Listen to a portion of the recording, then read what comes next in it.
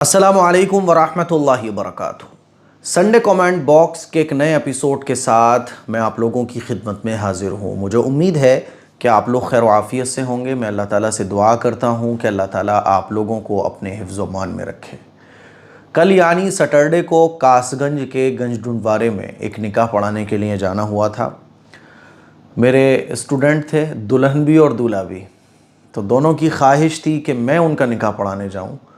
तो मेरा कासगंज में ये पहली मरतबा जाना हुआ था और अल्हम्दुलिल्लाह बहुत सारे लोगों से मुलाकात हुई, बहुत अच्छा लगा। बच्चों की एक बड़ी तादाद थी जो मुझे जानती थी, तो बच्चों से मुलाकात हुई।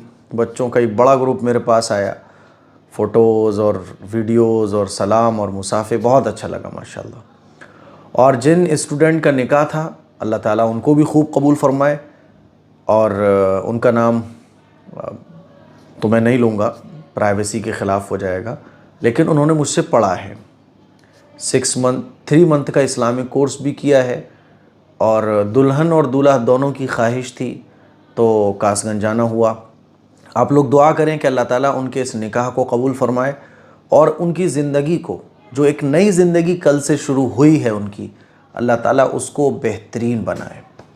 आम तौर पर मैं निकाह पढ़ाने जाता नहीं हूँ क्योंकि टाइम मैनेजमेंट बहुत ख़राब हो चुका है। 9 बजे अगर टाइम लिखा होगा तो 11 बजे बारात आ रही होगी। 9 बजे निकाह का टाइम है तो 11 बजे निकाह हो रहा होगा। खाने का टाइम 10 बजे है तो 12 बजे खाना शुरू हो रहा होगा।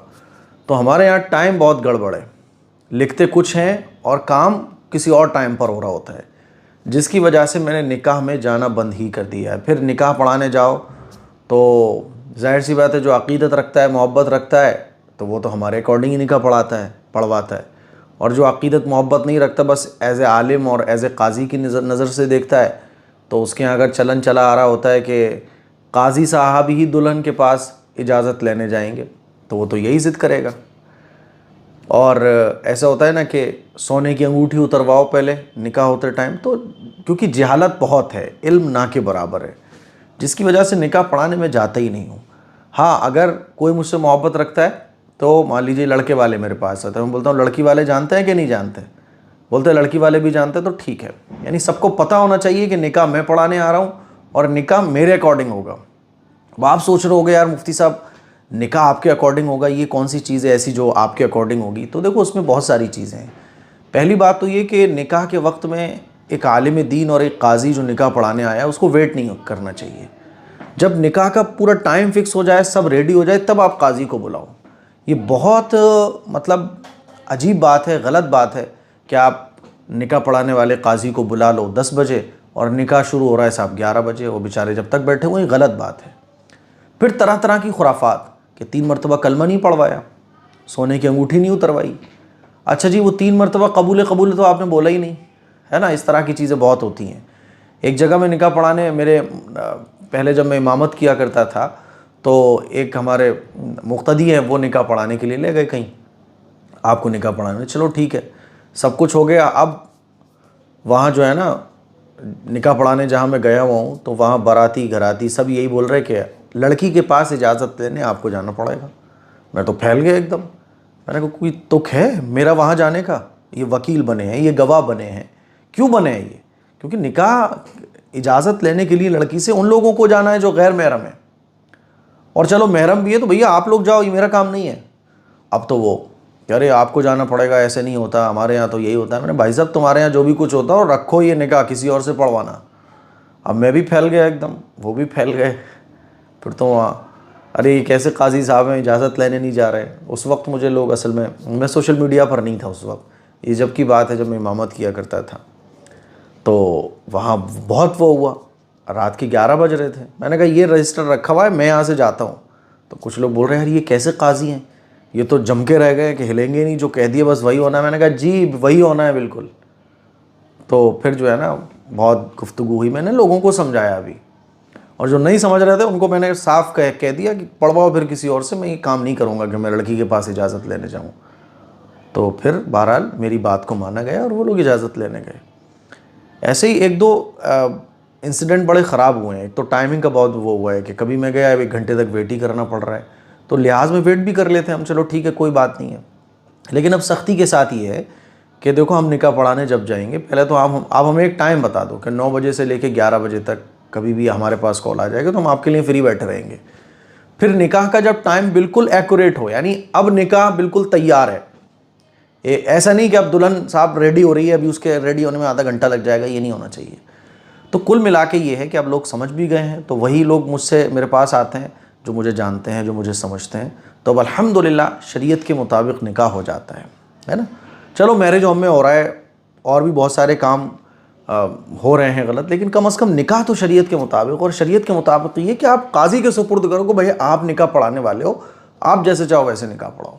फिर दूसरा, पैसे नहीं लेता मैं निकाह पढ़ाने के, 1 भी रुपया मैं निकाह पढ़ाने का नहीं लेता हूँ, बल्कि मेरी तरफ से बाज़ दफ़ा दूल्हा और दुल्हन को गिफ्ट और देकर आता हूँ मैं। तो बहरहाल ये पूरा एक वो है, तो मोहब्बत रखने वाले ही अपने निकाह पढ़वाते हैं। चलिए सवालों का सिलसिला शुरू करते हैं। फिर गंज डुनवारे से वापसी में कासगंज की एक बड़ी मशहूर शख्सियत हैं जनाब मसूद साहब, उनके यहाँ जाना हुआ, हमारे वालिद साहब के अज़ीज़ दोस्तों में हैं। तो उनसे मुलाकात करके बहुत अच्छा लगा। उनके दीनी काम माशाल्लाह सुबहान अल्लाह, ख़ानदानी पैसे वाले, एक तो होता ना पैसे वाला आदमी है लेकिन अल्लाह की राह में ख़र्च नहीं करता, वो तो भाई साहब अल्लाह की राह में इतना ख़र्च करने वाले, मस्जिद भी है, ईदगाह में भी उन्होंने कई बीघा ज़मीन दी है। बड़ा अच्छा लगा उनसे मुलाकात करके, अल्लाह उनको जज़ाए खैर दे और नज़र बस से उनकी हिफाजत फरमाए। चलिए साहब, कासगंज में मैं कहाँ जाने वाला था, पहले से कोई तय नहीं था, फ़ाइनल नहीं था, तो आप लोग नाराज़ मत होइए कि आप कासगंज आए पता नहीं चला, कोई बात नहीं, अब आप लोग अपना निकाह पढ़वाने के लिए मुझे बुला लेना। चलिए आमिर सोहेल ये पहला सवाल पूछते हैं। अच्छा, एक बीच में मैं एक अपील और करना चाहूँगा, क्योंकि मेरे पास भैया एक ही संडे आता है, एक ही संडे एपिसोड है जिसमें आप लोगों से ढेर सारी बातें भी हो जाती हैं। सोलर लाइट लगी है अभी, जो स्कूल मदरसा मस्जिद बन रहा है ना, बड़ा जो प्रोजेक्ट हमारा, तो वहाँ भी सोलर लाइट लगी है जिसका ख़र्चा तकरीबन 2 लाख रुपए के करीब है।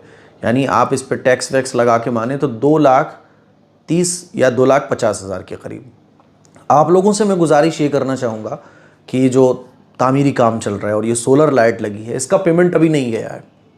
आप लोग जितना हो सके 1,000 रुपये, 500 रुपये, और अगर कोई पूरा ही सोलर पैनल का अमाउंट देना चाहे तो आप मुझसे रब्ता कर सकते हैं askam.kasmi@gmail.com पर, और जितना हो सके भाई आप इस पर ताउन कीजिए इस QR कोड पर, ताकि ये सोलर पैनल का जो अमाउंट है वो जल्द अज जल्द अदा हो जाए। ठीक है। चलिए आमिर सोहेल पूछते हैं, कुछ ऐसा मसला होता है जो हम पब्लिक प्लेटफॉर्म पर नहीं पूछ सकते, इसलिए प्लीज़ आप अपना कॉन्टैक्ट नंबर शेयर करें। बहुत अच्छा सवाल आमिर सोहेल ने पूछा है। बहुत सारे लोग ऐसे हैं जो नहीं चाहते कि उनका सवाल पब्लिक में शेयर हो या संडे एपिसोड में लिया जाए, तो आप देखिए मेल करिए, फिर askam.kasmi@gmail.com पर मेल कीजिए, और मेल पे वैसे आंसर मिल जाएगा।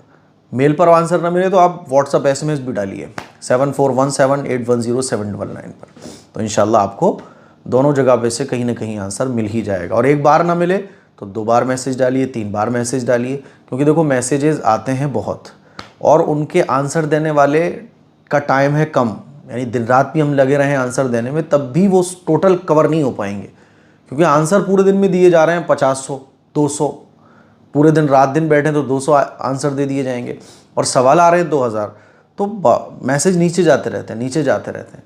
ठीक है, तो आप अगर एक बार नहीं हो रहे तो 2-2, 3-3 बार आप मैसेज कीजिए। चलिए अयान शेख पूछते हैं, मुफ्ती साहब उम्मीद है आप खैरियत से होंगे। अल्हम्दुलिल्लाह मेरे भाई मैं बहुत अच्छा हूँ, मैं आपकी फॉलोअर हूँ लखनऊ से, आपको फॉलो कर रही हूँ भाईजान, बहुत कुछ सीखा है मैंने आपसे।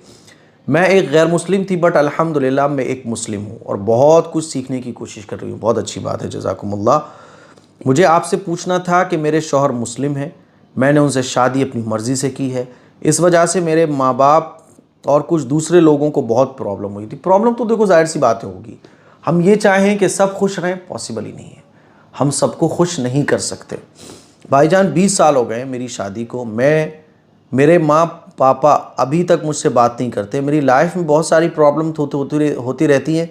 मुझे सफ़ेद वाले दाग भी हो गए और दांत से ट्रीटमेंट भी नहीं करवा पा रही हूँ। अच्छा, दाग का क्या ये सारी प्रॉब्लम से मेरे वालिदैन के नाराज़ होने की वजह से मेरी लाइफ में है?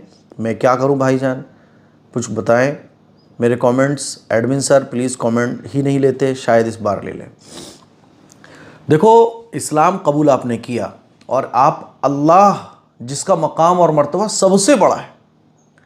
माँ बाप की बात तब मानी जाएगी जब माँ बाप की बात सबसे बड़ा जो कौन है, सबसे बड़ा अल्लाह है। सबसे बड़ा अल्लाह के बाद किसका मकाम है? रसूलुल्लाह का मकाम है। तो अल्लाह और अल्लाह के रसूल के हुक्मों के ख़िलाफ़ जब तक माँ बाप का कोई हुक्म नहीं होगा माना जाएगा, और जब उनका कोई कहना अल्लाह और अल्लाह के रसूल के हुक्मों के ख़िलाफ़ होगा तो फिर नहीं माना जाएगा। इसीलिए ये जो कुछ हो रहा है तो बीमारियां हैं, सबको लगी रहती हैं। मेरे कुछ ना कुछ हो जाता है, कभी कभी महीने में कुछ और चीज़ नज़र आ गई, कभी कुछ और नज़र आ गई। अभी जो है ना कुछ मसे टाइप निकल आए और काफ़ी ज़्यादा दिखने लगे, फिर मैंने उनका ट्रीटमेंट करवाया।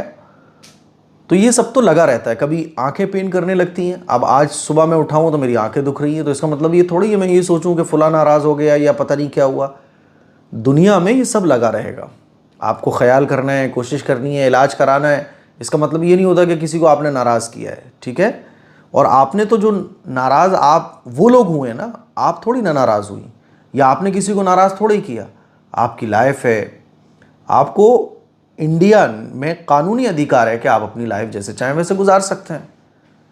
और ये तो आपने एक हक का रास्ता चूज़ किया है और आपने उस खुदा को राज़ी करने वाले काम किए हैं। तो ये जो दाग हैं या और प्रॉब्लम है, ये बीमारियां हैं, इसका आप अच्छे से इलाज कराइए। इसका माँ बाप के नाराज़ होने से कोई ताल्लुक़ नहीं है। इसीलिए नो टेंशन, बेफिक्र वाली ज़िंदगी गुजारिए। कोई फिक्र नहीं, कोई टेंशन नहीं। ईमान वाले को बस एक ही फिक्र होती है, वो है आखिरत की। इसके अलावा कोई फिक्र नहीं होना चाहिए उसको। अल्लाह तो नाराज़ नहीं है, इसकी ज़्यादा फिक्र, क्योंकि अल्लाह की नाराज़गी ये सबसे बड़ी नाराज़गी है और अल्लाह की रज़ा ये सबसे बड़ी रज़ा है। अब माँ बाप हमारे इस्लाम पर अमल करने से नाराज़ हो जाएं, माँ बाप हमारे कोई अच्छी चीज़ को फॉलो करने की वजह से नाराज़ हो जाए, तो ये माँ बाप से हम कहेंगे कि नाराज़ होने वाली बात तो कोई नहीं है। फिर भी वो नाराज़ होते तो भाई कोई बात नहीं है। उनकी नाराज़गी की वजह से इस तरह से कुछ भी नहीं होता है, ठीक है। चलिए, मैं दुआ करूँगा, बाकी आप जो है वो इलाज कराइए। और इसके साथ साथ आप रोज़ाना 11 मरतबा सूरह फातिहा पढ़कर हाथों पर ऐसे अपने चेहरे पर या दाग वाली जगह पर फेर लिया करें। चलिए,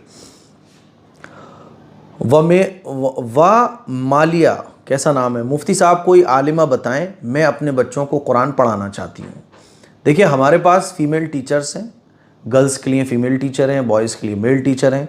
तो अगर आप अपने बच्चों को कुरान पढ़ाना चाहती हैं तो आप askmqasmi@gmail.com पर मेल कर सकती हैं, ठीक है। चलिए, आदिल रिएक्ट पूछते हैं, मैं आपकी वीडियोस को अपने यूट्यूब चैनल पर डालूं तो आप कॉपीराइट स्ट्राइक मत भेजना।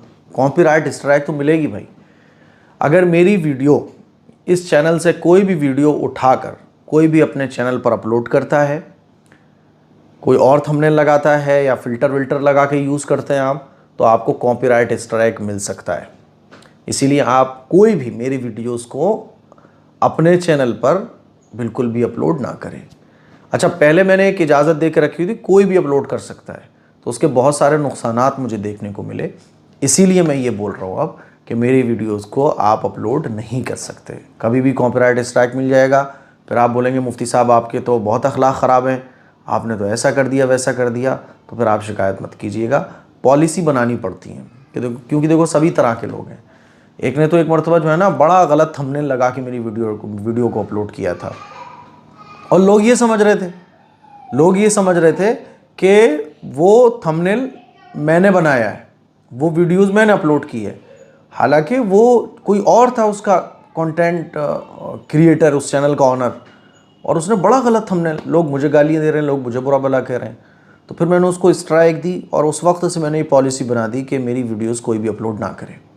कोई अपलोड करेगा तो फिर मैं उसको स्ट्राइक दूंगा। चलिए, अच्छा जी, सुहानैली, इंजीनियर मोहम्मद अली मिर्ज़ा कहते हैं कि क़ज़ाए उम्री का कोई कॉन्सेप्ट नहीं है, लेकिन जब से इंसान तौबा कर ले तो उसके बाद से उसे कोई नमाज नहीं छोड़नी और छूट जाए तो पूरी करनी है।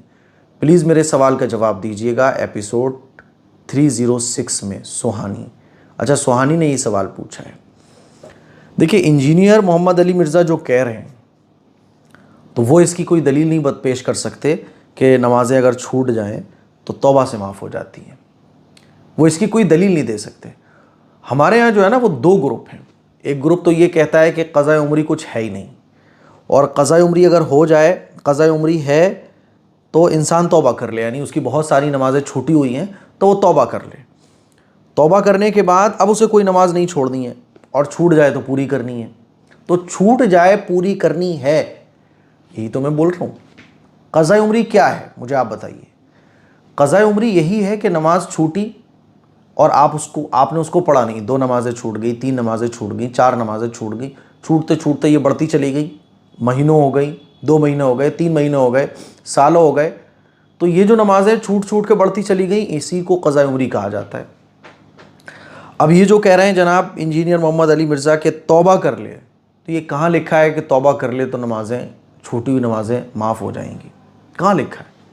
एक हदीस नहीं दिखा सकते वो। बात समझ आ रही है? तो हमारे यहाँ 2 ग्रुप हैं। पहला ग्रुप तो है ये इस टाइप वाला, जो ये कहते हैं कि तौबा करने से क़ज़ा उम्री जो है ना वो माफ़, यानी तौबा कर लो बस, उसके बाद फिर नमाज़ों की पाबंदी करो, कोई नमाज छूट जाए तो उसे फ़ौरन पूरी कर लो। एक ग्रुप तो ये है। दूसरा ग्रुप अहले बिदात का है, बिदतियों का ग्रुप है। वो ये कहता है कि अगर नमाज़ें छूट जाएँ तो रमज़ान में जो है ना वो अलविदा जुमे वाले दिन या ऐसे शब बारात में कोई 4 रकात पढ़ लो तौबा की नीयत से, तो सारी नमाज़ें माफ़। ये दोनों ही मसले जो है ना बिल्कुल गलत है। क्योंकि देखिए, नमाज एक छूटे या 2 छूटें, बहुत सारी हदीस से पता चलता है कि अल्लाह के नबी सल्लल्लाहु अलैहि वसल्लम ने इरशाद फरमाया। मैं कुछ हदीसों के मफ़हूम आपको सुना देता हूँ कि जब कोई शख्स कोई नमाज़ पढ़ना भूल जाए तो उसको जब याद आ जाए वो उस नमाज को पढ़ ले, यही उस नमाज को पढ़ लेना कफ़ारा है। ऐसे एक हदीस में आता है कि कोई शख्स अगर सोता रह जाए या वो नमाज को भूल जाए, उसको याद नहीं रहा या सोता रह गया, तो जैसे ही उसको वो नमाज याद आए फ़ौरन उस नमाज को पढ़ ले, और ये नमाज को पढ़ लेना ही उस नमाज का कफ़ारा है। ठीक है? तो इन अहादीस से पता चलता है कि नमाज अगर कोई भूल जाए, अच्छा ये भूलने का लफ्ज़ क्यों आया? फ़नसिया का लफ्ज़ आया है, नसिया का लफ्ज़। तो भूलने का इसलिए क्योंकि एक मुसलमान, एक ईमान वाले से ये बात सोची ही नहीं जा सकती थी कि वो नमाज कभी छोड़ेगा। ईमान वाला कभी नमाज छोड़ ही नहीं सकता जानबूझकर। बात समझ आ रही है? इसीलिए नमाज तो ईमान वाले से भूल से छूटती है, जानबूझकर ईमान वाला नहीं छोड़ता।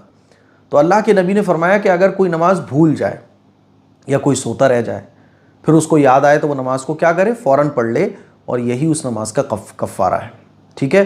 तो हुजूर ने क्या फरमाया कि नमाज को पढ़ो, ये नहीं फरमाया कि तौबा कर लो, बल्कि नमाज को पढ़ना ही उस नमाज का कफ़ारा बताया है। अब अंदाज़ा कीजिए कि जो नमाज भूल के अगर छूट जाए या कोई सोता रह जाए, उसको जब पढ़ने का हुक्म दिया जा रहा है, तो जो नमाज जानबूझकर कोई छोड़े तो वो तो बड़ा मुजरिम है। बात समझ आ रही है? तो नमाज के छूट जाने पर अल्लाह के नबी ने उस नमाज को पढ़ने का हुक्म दिया है। तो क़ज़ा उम्री किसको कहते हैं? क़ज़ा उम्री इसी को कहते हैं कि नमाज हमने पढ़ी नहीं, नमाज हमने पढ़ी नहीं।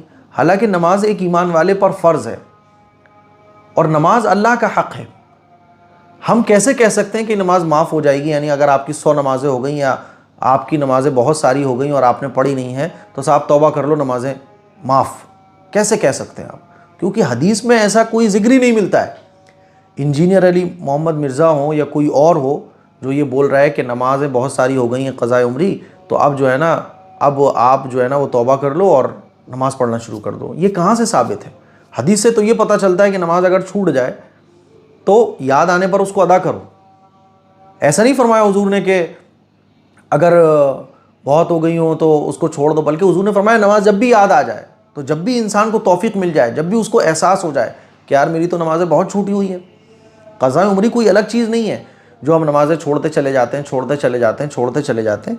ये नमाज़ें ही ज़्यादा हो जाती हैं, इन्हीं को क़ज़ा उम्री कहा जाता है। बस कोई अलग से थोड़ी ना है क़ज़ा उम्री। अब अल्लाह के नबी ने तो एक उसूल बयान कर दिया कि देखो जब भी नमाज भूल जाओ या नमाज तुमसे छूट जाए, है ना, तो सोचो ज़रा कि जानबूझकर जिसने नमाज़ें छोड़ी हो तो उसकी नमाज़ें कैसे माफ़ हो जाएंगी तौबा से? हाँ, अगर बहुत सारी नमाज़ें ज़िम्मे में हैं और क़ज़ा हो गई हैं तो उसको धीरे धीरे करके अदा करने की कोशिश की जाए, कम से कम अपनी पूरी कोशिश की जाए, क्योंकि नमाज अल्लाह का हक़ है। हम कैसे कह सकते हैं कि नमाज भैया तौबा कर लो माफ़ हो जाएंगी? नमाज फ़र्ज़ है। फ़र्ज़ कोई भी हो, फ़र्ज़ कोई भी हो, याद रख लो, फ़र्ज़ इंसान की ज़िंदगी में अगर वो अदा नहीं करता है उस टाइम पर, तो वो फ़र्ज़ ही रहता है। देखो, आप हज आपके ऊपर फ़र्ज़ हो गया, आपने हज नहीं किया, वो हज आपके ऊपर फ़र्ज़ ही रहेगा। रोज़े आपके ऊपर फ़र्ज़ थे रमज़ान के, आपने रमज़ान के रोज़े नहीं रखे, ये रमज़ान के रोज़े आपके ऊपर फ़र्ज़ रहेंगे, क़ज़ा हो जाएंगे कर्ज़े के तौर पर। जैसे कर्ज़ा होता है ना, ऐसे ही आपके नाम अमल में पड़े रहेंगे पेंडिंग में, क्या आपने अदा नहीं किए। ऐसे ही नमाज है, ऐसे ही आप ज़कात का देख लो, अगर आप किसी ने 10 साल ज़कात अदा नहीं की, तो क्या ये होता है कि भैया आप तौबा कर लो, अब ज़कात मत दो आप, बल्कि ये होता है कि 10 साल पहले की जो ज़कात है वो अदा की जाएगी।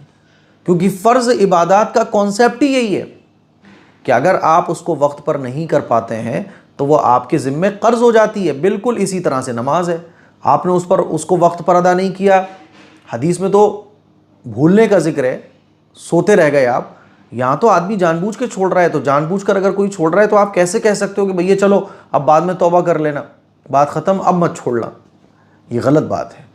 इसीलिए क़ज़ाए उम्री कोई अलग चीज़ नहीं है, बल्कि हदीस में जो जिक्र मिलता है कि नमाज छूट जाए, कितनी, अल्लाह के नबी ने ये नहीं बयान फरमाया कितनी नमाज़ें छूट जाए, जब भी नमाज छूट जाए और याद आ जाए। याद आने का मतलब ये कि आदमी को एहसास हो कि यार मैंने नमाज छोड़ दी, तो क़ज़ाए उम्री ये नमाज़ें वही हैं जो हमारे ऊपर फ़र्ज़ हैं। जैसे और फ़र्ज़ हमारे ऊपर क़ज़ा हो जाते हैं जब हम उनको वक्त पर अदा नहीं कर पाते, बिल्कुल इसी तरह से ये नमाज़ें भी हमारे ऊपर क़ज़ा हो जाती हैं। हाँ, अब इनको धीरे धीरे अदा कीजिए, और अदा करते हुए अगर इस दुनिया से कोई चला जाएगा तो अल्लाह की ज़ात से उम्मीद है कि अल्लाह ताला माफ़ कर देगा, क्योंकि अल्लाह ताला गफ़ूरुर रहीम है, शफ़क़त करने वाला है, प्यार करने वाला है अपने बंदों से। लेकिन ये क्या बात रही कि हाथ पे हाथ धरे बैठे हम कहते हैं भैया तौबा, अल्लाह तौबा, आज के बाद नमाज नहीं छोड़ेंगे, जो हमने नहीं पढ़ी वो तो कोई बात नहीं, अब आइंदा नहीं छोड़ेंगे। तो कैसे? अल्लाह का हक़ कौन है जिसने कह दिया कि नहीं अल्लाह का हक़ माफ़ हो गया? हज में माफ़ नहीं हो रहा, रोज़ों में माफ़ नहीं हो रहा, ज़कात में माफ़ नहीं हो रहा, है ना, नमाज में कैसे माफ़ हो गया? तो इंजीनियर मोहम्मद अली मिर्ज़ा हो या कोई भी हो, इस तरह की जो थिंकिंग है, इस तरह की जो राय है, वो बिल्कुल गलत है, कुरान और हदीस के भी ख़िलाफ़ है। चलिए, एस जी ये पूछते हैं, आप खैरियत से होंगे? My name is Mohammad Faizan Qureshi, मैं गंज डुंडवारे से आपकी वीडियोस देखकर मुझे इतनी खुशी होती है मैं बयान नहीं कर सकता। भाई आपकी मोहब्बत की बात है ये तो। मेरे कुछ सवाल है। नंबर 1, मेडिसिन खाने से पहले बिस्मिल्लाह पढ़ना चाहिए या फिर कोई और सूरत? बिस्मिल्लाह भी आप पढ़ सकते हैं, या इसके अलावा कोई और दुआ है जिसमें अल्लाह से शिफा तलब की जा रही है वो भी आप पढ़ सकते हैं, है ना, जैसे अल्लाहुम्मा अशफिनी अल्लाहुम्मा आफ़िनी, ये दुआ भी पढ़ सकते हैं, बिस्मिल्लाह भी पढ़ सकते हैं। नंबर 2, मैं जब भी जुमे की नमाज़ पढ़ने जाता हूँ तो मस्जिद के गेट पर मांगने वाले लोगों की मदद कम करते हैं और मस्जिद में ज़्यादातर देते हैं, पर मस्जिद में काम और गरीबों को ज़्यादा पैसे देते हैं, हम क्या ये सही है? मस्जिद के बाहर आम तौर पर जो मांगने वाले होते हैं वो पेशावर भिखारी होते हैं। पेशावर भिखारी मतलब जिनका पेशा ही मांगना है, उनको मज़ा आता है मांगने में, कमाएंगे तो टेंशन में आ जाएंगे, मेहनत करना पड़ेगी। जुमे की जुमे आके बैठो और इस मस्जिद के बाद दूसरी मस्जिद में चले जाओ, 1000-2000 रुपये आ गए, पूरे हफ्ते का गुजर बसर हो गया। इसीलिए मैं आपसे यही कहना चाहूँगा, तो पहले तो दोनों को कंपैरिजन नहीं करना चाहिए कि मस्जिद में ज़्यादा देना है या गरीब को ज़्यादा देना है। आप अपने हिसाब से दो, मस्जिद में भी देना चाहिए, गरीबों को भी देना चाहिए, अल्लाह और देगा। फ़र्क नहीं करना है, मस्जिद भी हमारी ज़रूरत है, गरीबों की मदद करना भी हमारी ज़रूरत है। तो अब गरीब को ये देखना है आपको कि इसको क्या ज़रूरत है। कभी गरीब जो मांगने वाला खड़ा हुआ है वो कह रहा है भैया मैं बीमार हूँ, तो आप उसको पैसे देने के बजाय दवा दिलाने की कोशिश करो, चलो मैं तुम्हें दवा दिलवाता हूँ। इससे क्या होगा, कोई बेरोज़गार है उसको काम कराने की कोशिश करो, चलो भाई मैं तुम्हारा एक अच्छा सा रोज़गार लगवा देता हूँ। बर्गर, इज़्ज़े, पिज़्ज़े, चाउमीन पाउमीन आजकल बहुत बिक रही हैं, किसी को भी कुछ भी करा दो, छोटे मोटे बहुत सारे काम हैं। तो भिखारियों की हौसला शिकनी होना चाहिए, मांगना ही अच्छा नहीं है इस्लाम के अंदर। इसमें ज़्यादातर भिखारी वो होते हैं जो पेशावर भिखारी होते हैं, यानी जिनको मांगने में मज़ा आने लगा है बस। तो कोशिश ये करो आप कि जो भिखारी है, भाई क्या ज़रूरत है तुम्हें, मुझे बताओ।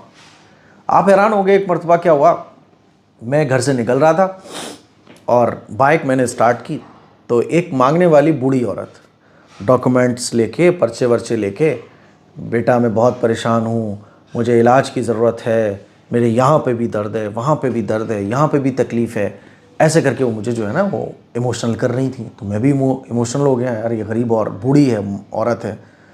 लेकिन मैं बहुत जल्दी से, अब चूँकि मेरा फील्ड बन चुका है ये, मैं बहुत इस फील्ड में लोगों की मदद करने का काम करता रहता हूँ, तो मुझे तजुर्बा है, एक्सपीरियंस है जांचने का, परखने का।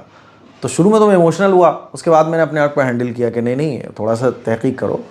तो मैंने उनसे कहा कि अम्मा अच्छा चलो क्या परेशानी है? बोले यहाँ एक्सरे होना है, वहाँ ये तकलीफ़ है, यहाँ ऑपरेशन होना है, और ये डॉक्यूमेंट्स हैं, देखो बेटा ये जाँचें वाँचें होनी है। तो मैंने डॉक्यूमेंट्स देखे, डॉक्यूमेंट्स मैडम, मैंने कहा अम्मा पुराने हैं आपके? क्या? हाँ वो मैडम ने बोला है वहाँ कि करा के लाओ, मेरे पास पैसे नहीं हो पाए तो ये पुराने हो गए। मैंने अच्छा कोई बात नहीं, मैंने कहा मैं फ़ौरन एक हॉस्पिटल ही जा रहा हूँ अपने, मैंने कहा मेरे साथ बैठिए आप गाड़ी पे, मैं आपका A to Z चेकअप एकअप दवा सब दिला दूंगा। तो अब तो अम्मा जो है ना एकदम से वो ही कि अच्छा बेटा एक सारा कुछ हो जाएगा। मैंने कहा हाँ सब हो जाएगा, आप टेंशन मत लो, बैठो मेरे साथ गाड़ी पे। अच्छा मैं दिल में सोच भी रहा था कि अगर ये गाड़ी पर बैठ गई तो 3 बज रहे हैं दोपहर के, कोई डॉक्टर भी नहीं बैठे होंगे, चलो मेरे मिलने वाले जो डॉक्टर्स हैं वो भी नहीं बैठे होंगे। तो मैं सोच रहा था, लेकिन मैं थोड़ा सा डाउट में था। मैंने कहा यार ये अम्मा थोड़ी सी फ्रॉड लग रही हैं। तो वो कहने लगी बेटा मैं अपने घर पे कॉल करके तो बता के नहीं आई हूँ। तो मैंने कहा अम्मा आप कॉल लगाओ फ़ौरन, मेरे पास तो मोबाइल नहीं है। मैंने कहा नंबर याद है क्या? हाँ। मैंने कहा लाओ मुझे बताओ, मैं कॉल लगाता हूँ और आपकी पूरी फैमिली को मैं वहीं बुला लेता हूँ जहाँ आपका ऑपरेशन होगा, और मैं उनको बोल दूंगा कि अम्मा का ऑपरेशन वगैरह का सारा इंतज़ाम हो गया है, सब लोग आ जाओ। अब तो अम्मा टेंशन में, कहने लगी बेटा तुम मुझे बस दवाओं के लिए पैसे दे दो, क्या तुम परेशान होगे? तो मैंने कहा अम्मा परेशानी की बात नहीं है, आप परेशान हो रही हो ये देख के मुझे बड़ी फिक्र हो रही है, बैठो ना मेरे साथ, आप अभी के अभी बैठो। गली में 2-3 लोग और खड़े हो गए देखने के लिए। तो कहने लगा हाँ बैठो ना अम्मा। अब अम्मा बैठने को तैयार ना हो। अम्मा सोचें कि यार ये तो मैं कहाँ फंस गई। अब अम्मा बोले कि नहीं बेटा ऐसा है, मैं अभी घर पे बता के नहीं आई।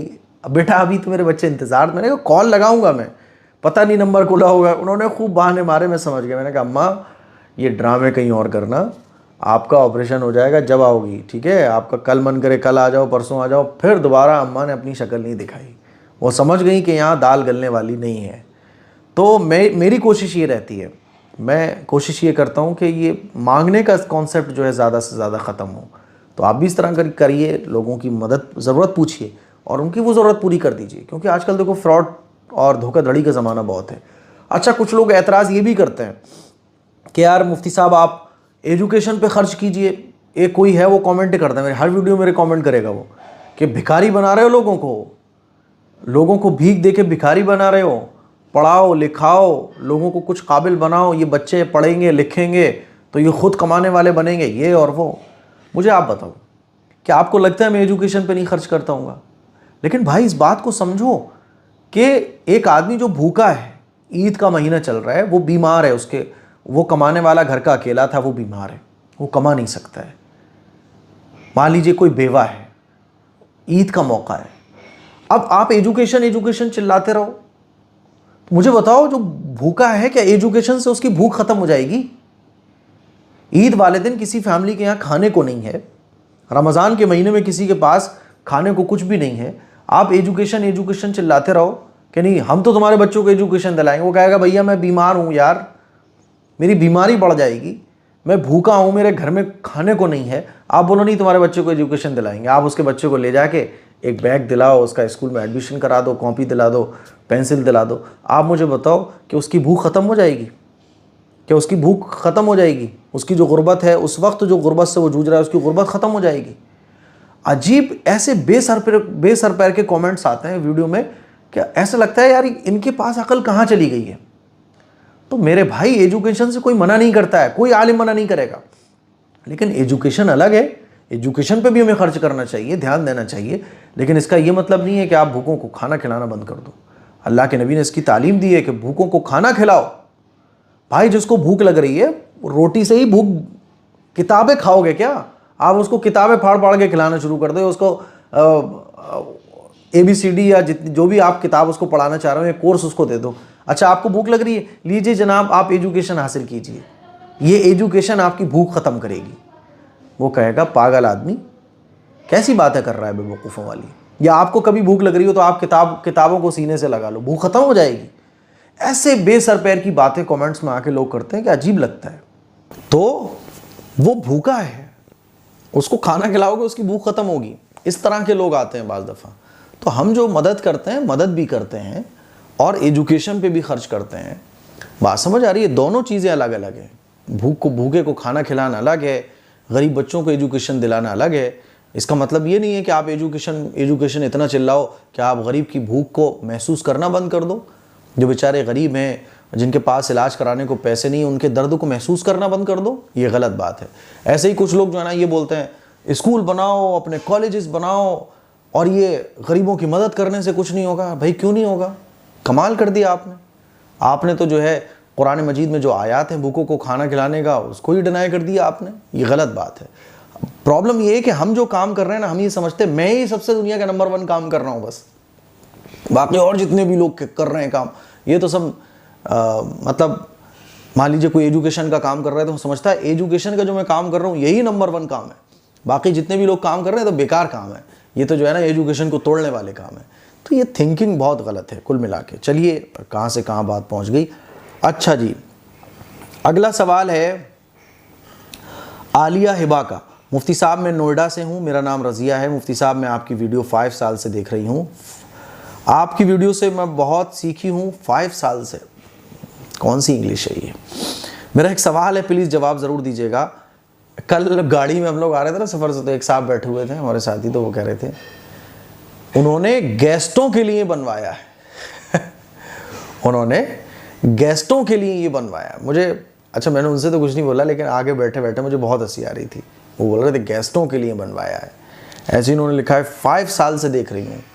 यानी इंग्लिश बोलो तो प्रॉपर बोलो ना, फिर 5 ईयर्स से देख रही हूँ ठीक लगता है, 5 ईयर्स ठीक है, 5 साल से देख रही हूँ। ऐसे बोला गेस्टों के लिए उन्होंने रूम बनवाए हैं।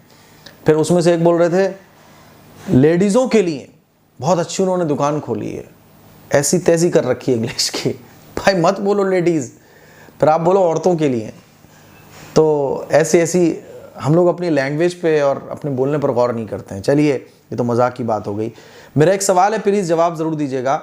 मेरी लड़की का जन्म के टाइम, अब देखो यहाँ हिंदी आ गई इनकी, मेरी लड़की के जन्म के टाइम जो कान में अजान होती है वो अजान नहीं हुई, आप इस पे कुछ मसला बताइए। कोई बात नहीं, नहीं हुई तो कोई बात नहीं है, लेकिन बच्चे की पैदाइश के बाद अजान उसके कान में दी जाना चाहिए, सीधी कान में अजान और उल्टे कान में इकामत। अब नहीं हो पाई तो कोई बात नहीं है, ऐसा नहीं है कि कुछ अब और करना पड़ेगा, नहीं हो पाई तो जाने दीजिए फिर आप, ठीक है। चलिए मोहम्मद, अच्छा आपकी बच्ची अगर अभी 1 आध महीने की है तो अजान दे दीजिए, है ना, 1 महीने 2 महीने 3 महीने अजान दे दीजिए, और अगर अब बड़ी हो गई तो जाने दीजिए फिर। मोहम्मद शादाब, मुफ्ती साहब मैं आपकी वीडियोस 6 साल से देख रही हूँ, कई बार संडे कमेंट बॉक्स में सवाल आपने जवाब नहीं दिया। क्या आप मस्जिद और मदरसे में जो डोनेशन देते हैं क्या आप उन्हीं के जवाब देते हो? मेरे कुछ सवाल हैं। ऐसा तो कुछ भी नहीं है। और आप ये जो नीचे जो है ना ये इस तरह के फेस बना देती हैं, मोहम्मद शादाब हैं, गर्ल हैं, बॉय हैं, मुझे नहीं मालूम, ये इस तरह के इनके फेसेस बने रहते हैं। देखो ये सवाल बने हुए हैं, तो इस तरह के ये जो स्टिकर बना के नीचे लास्ट में बनाते हैं, इनके जवाबात मैं दे चुका हूँ ऑलरेडी, और हो सकता है कि ये वही सवाल रिपीट हो रहे हो। देखो नंबर 1, क्या बिना दुपट्टे के वुज़ू और नमाज पढ़ सकते हैं? क्या बिना दुपट्टे के वुज़ू और नमाज पढ़ सकते हैं? इन सवालों के जवाब मैं ऑलरेडी कई बार दे चुका हूँ। होता क्या है कि पूरा संडे एपिसोड देखना नहीं है, बीच में ही आइडिया लगाना या जगह जगह से आगे बढ़ा के देख लेना और ये फाइनल कर लेना कि मेरे सवाल को नहीं लिया गया, ये मेरे ऊपर जुल्म है, इसलिए मेरे ऊपर जुल्म मत करो आप। ये सवालों के जवाब मैं दे चुका हूँ। बिना दुपट्टे के वुज़ू हो जाता है लेकिन नमाज नहीं होती है, नमाज में कब्र खोना ज़रूरी है। नंबर 2, क्या कब्रिस्तान में हाथ उठाकर दुआ मांग सकते हैं? इसका भी मैं जवाब दे चुका हूँ कि कब्रिस्तान में हाथ उठाकर दुआ मांगने से बचना बेहतर है। नंबर 3, अगर फितरा खो जाए तो क्या दोबारा देना होगा? जी बिल्कुल देना होगा अगर फितरा आपके ऊपर वाजिब है। नंबर 4, ईद के 6 रोज़े रखने के बाद ईद कब मनाएं? ये सवाल नए ऐड हो गए हैं बस। ईद के 6 रोज़े रखने के बाद ईद नहीं मनाई जाती है, ईद एक ही होती है। 6 रोज़े रख लिए, नो प्रॉब्लम, हो गए आपके 6 रोज़े शव्वाल के, आपको फजीलत हासिल हो गई। नंबर 5, घर में सब गुस्से में बोलते हैं, आपस में प्यार मोहब्बत के लिए कुछ पढ़ने के लिए बताएं।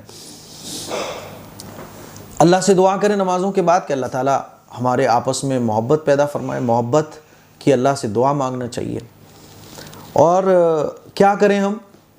तो जो अपने लिए पसंद करो वो अपने दूसरे भाई के लिए पसंद करो। अल्लाह के नबी का इरशाद है कि जो अपने लिए पसंद करते हो वही अपने दूसरे भाई के लिए पसंद करो। तो उसूल यही है कि आप जो अपने लिए पसंद करो वो अपने भाई के लिए पसंद करो, झगड़े ख़त्म हो जाएंगे।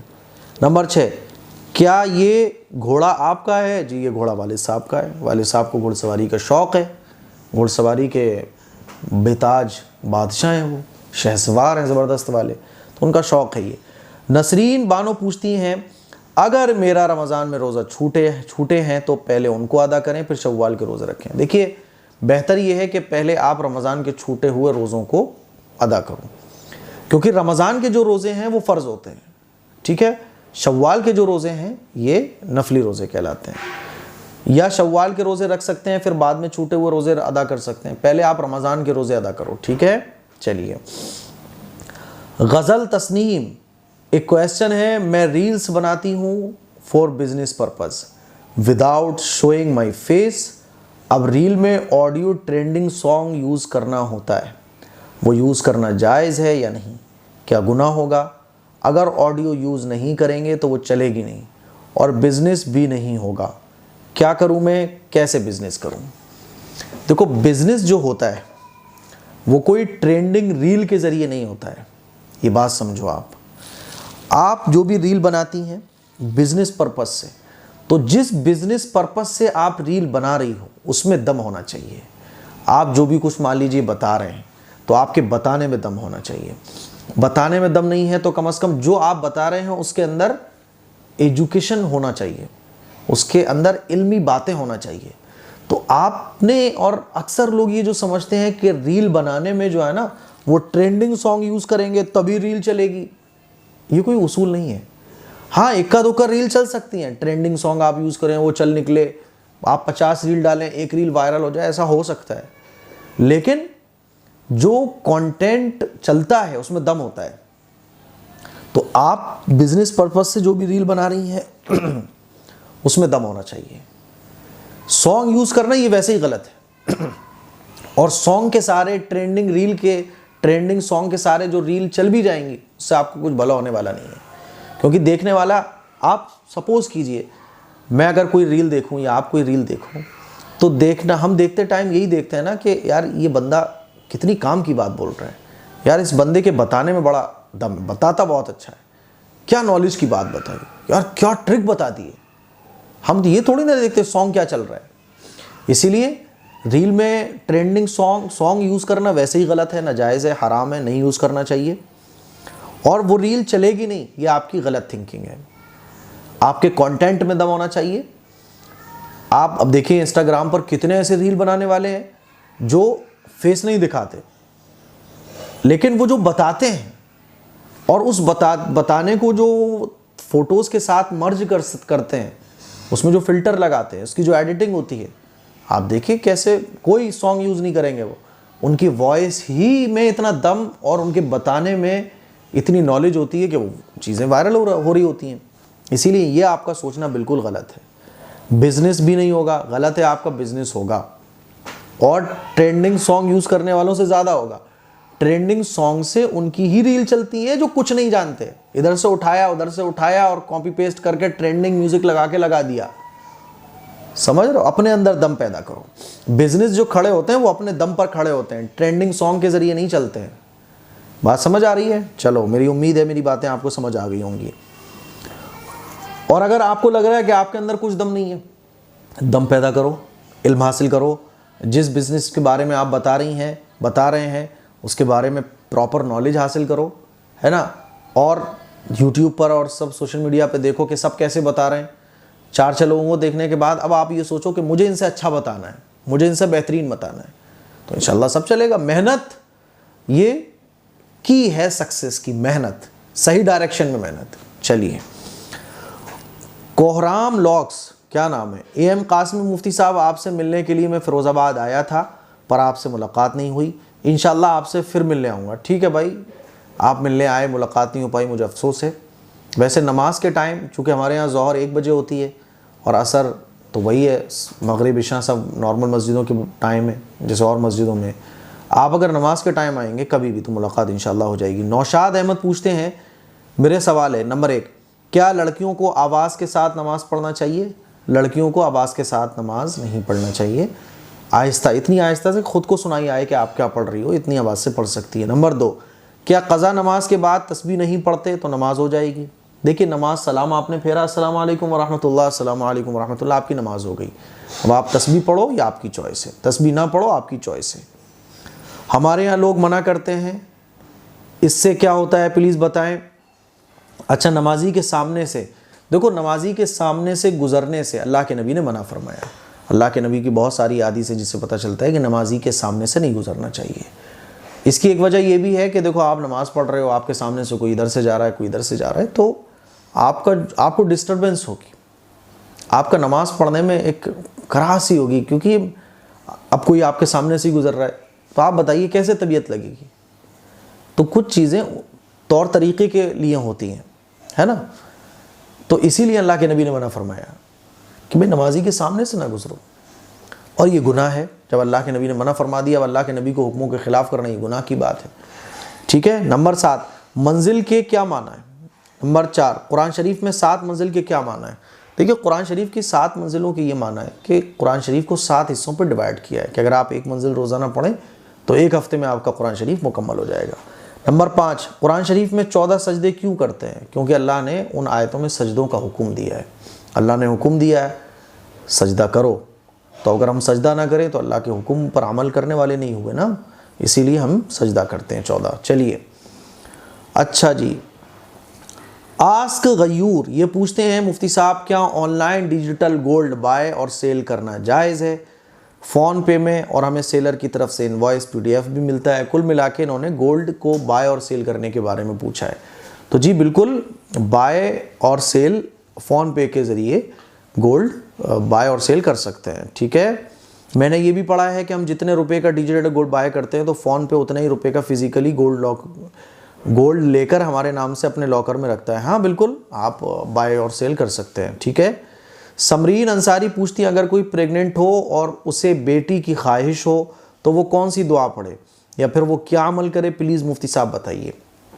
आप अल्लाह से दुआ कीजिए और ये दुआ कीजिए अल्लाह मेरी ख्वाहिश तो बेटी की है, बाकी आप मुझसे बेहतर मेरे बारे में जानने वाले हैं, आप अपने बंदे से बहुत मोहब्बत करते हैं, तो मेरे हक़ में जो बेहतर हो अल्लाह वो अता फरमा, ये दुआ हमें करना चाहिए। बाकी आप दुरूद शरीफ खूब पढ़ें सल्लल्लाहु अलैहि वसल्लम या फिर सल्लल्लाहु अलैहि व आलिहि वसल्लम, तो आप दुरूद शरीफ का खूब एहतमाम करें, ठीक है। चलिए अच्छा, माहे नूर मुफ्ती साहब मेरा सवाल है कि मेरे भाई पुणे में रहता है जहां उसकी दुकान है, उस एरिया में अजान की आवाज़ नहीं आती और मस्जिद भी वहां से बहुत दूर है, इसलिए मेरा भाई टाइम देखकर अपनी दुकान में नमाज़ पढ़ लेता है, क्या ये सही है। जी बिल्कुल सही है। नंबर 2, मेरी बहन का नाम तहरीम है, इस नाम के क्या माना है। मैंने कई लोगों से सुना है कि ये नाम ठीक नहीं है। मेरी नानी अम्मी 8-9 साल से बीमार हैं, बिस्तर से उठ भी नहीं सकती हैं, बिल्कुल भी नहीं। उनके लिए दुआ करें भाई, सभी लोग दुआ करें कि अल्लाह ताला इनकी अम्मी और नानी को शिफा अता फरमाए। आपकी बहन का नाम जो नाम तहरीम है, अगर आपकी बहन अब बड़ी हो गई तो कोई बात नहीं है। अगर छोटी बहन है या छोटा सा बच्चा है उसका नाम तहरीम रखा, नाम चेंज हो सकता है तो नाम चेंज कर दीजिए। तहरीम के माना है मना करना, या तहरीम के माना किसी चीज़ का सही ना होना, है ना। तो इसके माना जो है ना वो रोकने और मना करने के बनते हैं। तो अगर छोटी सी बच्ची है जिसका नाम तहरीम रखा गया है, वो चेंज हो सकता है नाम, तो चेंज कर दीजिए। बाकी अब रख गया था तो इतना भी ख़राब नहीं है कि आप रख गया तो आप टेंशन में आ जाओ, रख गया तो रख गया, ठीक है। बाकी है कि नया नाम तहरीम नहीं रखना चाहिए, जिनका रख गया वो रख गया बस। चलिए तीसरा सवाल है क्या प्लाजो पैंट पहनना भी गुनाह है। किसने कह दिया गुनाह है, गुनाह नहीं है। 4th सवाल है कलाम पाक 3 दिन से पहले मुकम्मल करना ये गलत है क्या, जबकि मैं कलाम पाक अच्छे से पढ़ती हूँ, दिन में 20-20 मिनट का ब्रेक लेकर पढ़ती हूँ, 2 दिन में कुरान मजीद मुकम्मल हो जाता है, बहुत अच्छी बात है। 1 दिन में आप मुकम्मल करें, ये तो 2 दिन में करें, 3 दिन में करें, ये तो आपके ऊपर डिपेंड करता है। आपको अच्छा लग रहा है कुरान मजीद पढ़ना, नो प्रॉब्लम, ठीक है। बाकी जितना आसानी से पढ़ा जा सके उतना पढ़ें, प्रेशर नहीं होना चाहिए। थक गई आप लेकिन ज़बरदस्ती पढ़ रही हैं, तबीयत लग रही हो, उतना पढ़ें आप। तो बिल्कुल 2 दिन में भी पढ़ सकते हैं, 3 दिन में भी पढ़ सकते हैं। जब कुरान मजीद मुकम्मल करें तो मुझे अपनी दुआओं में भी याद रख लीजिएगा। साइलेंट गर्ल मुफ्ती साहब मेरा सवाल है कि न्यू मिसवाक ले ली हो तो क्या पुरानी मिसवाक को फेंक सकते हैं, क्या करोगे फिर पुरानी मिसवाक का। पुरानी मिसवाक फेंक सकते हैं, कोई हरज की बात नहीं है। अच्छा, मिसवाक को हम लोग ये समझ, मिसवाक एक दांत साफ़ करने की चीज़ है, बस बात समझ आ रही है। हम दांत साफ करते हैं मिसवाक से, तब भी तो मिसवाक ख़त्म होती है, फिर हम उसी मिसवाक को थूक रहे होते हैं। तो खुद सोचो फेंक क्यों नहीं सकते? अब मिसवाक बहुत छोटी होगी तो फेंकेंगे ना उसे, और क्या करेंगे। चलिए, अच्छा जी, राव जीशान पूछते हैं, मेरे कुछ सवाल हैं। कॉलेज से घर आ रहा था तो एक बाइक वाले के पैसे उसकी जेब से निकलकर सड़क पर गिर गए। वो बहुत ही तेज़ बाइक चला रहा था, उसे पता भी नहीं चला कि उसके पैसे निकल गए हैं, लेकिन मैं उसे रोक ना सका। तो अब मैं उन पैसों के लिए क्या करूं? वो मुस्लिम भी है या गैर मुस्लिम क्या पता नहीं। आप किसी भी गरीब को सदका कर दीजिए, ठीक है, किसी भी गरीब को दे दीजिए। नंबर 2, रोज़े की हालत में खुशबू लगाने से रोज़े में कोई फ़र्क तो नहीं आएगा? नहीं आएगा। नंबर 3, सजदे में जाते वक्त नाक ज़मीन पर पहले लगाएं या माथे की पेशानी? ये सवाल बहुत अच्छा है। देखिए, सजदे में जब हम जाते हैं तो उसूल ये है कि जब आप सजदे में जा रहे हैं तो जो ज़मीन से करीब जो चीज़ें हैं पहले हम उनको रखेंगे, और सजदे से जब उठेंगे तो आसमान की तरफ जो चीज़ें हैं उनको हम पहले उठाएंगे, यानी ऊपर की तरफ जो है। अब देखिए, हम जब सजदे में जाते हैं तो ज़मीन से करीब हमारी कौन सी चीज़ें हैं? घुटने। तो सबसे पहले हम घुटना रखते हैं। बात समझ आ रही है? घुटना रखने के बाद हमारे हाथ होते हैं तो हम हाथ पर रखते हैं। हाथ रखने के बाद नाक होती है, हम नाक को रखते हैं, फिर पेशानी रखते हैं। और जब सजदे से उठेंगे तो ऊपर की तरफ जो चीज़ें करीब हैं उनको हम सबसे पहले उठाएंगे। सबसे पहले हम क्या उठाएंगे? अपने हाथों को, सबसे पहले हम क्या उठाएंगे? पेशानी, नाक और पेशानी और हाथों को, उसके बाद फिर घुटनों को। ये तरीका है। तो जब आप सजदे में जाएंगे तो ज़मीन पे पहले क्या रखेंगे? नाक, उसके बाद माथा। और जब आप सजदे से उठेंगे तो नाक और माथा, माथा और नाक, वो तो एक ही हो जाएगा, इतना बड़ा कोई फ़र्क नहीं है। चलिए, नंबर 4, नमाज में शर्ट के पीछे पहने हुए कपड़ों को क्या पैंट के अंदर दबाना चाहिए? दबा भी लें और या बाहर निकाल लें, आपकी चॉइस है। अलशिफा सिद्दीकी पूछते हैं, मेरा लड़का 9th क्लास पास कर चुका है, वो 5 वक्त का नमाजी भी है, लेकिन स्कूल जाता है तो नमाज छूट जाती है। मैं चाहती हूँ कि मेरे बेटे को दुनियावी तालीम के साथ साथ दीनी तालीम भी मिले। क्या फ़िरोज़ाबाद में आपका कोई ऐसा मदरसा है जिसमें वो दोनों तालीम हासिल कर सके? इसका जवाब ज़रूर दीजिएगा। देखिए, अभी जो है ना, बाहर के बच्चों का एडमिशन नहीं लिया जा रहा है, क्योंकि बाहर के बच्चों के एडमिशन के लिए हमारे पास अभी जो दारुल इक़ामा यानी जो हॉस्टल होना चाहिए वो नहीं है। वो इंशाल्लाह अगली साल तक तैयार हो जाएगा, तो 20-25 बच्चों को इंशाल्लाह उनकी पढ़ाई का इंतज़ाम बाहर के बच्चों के लिए भी होगा।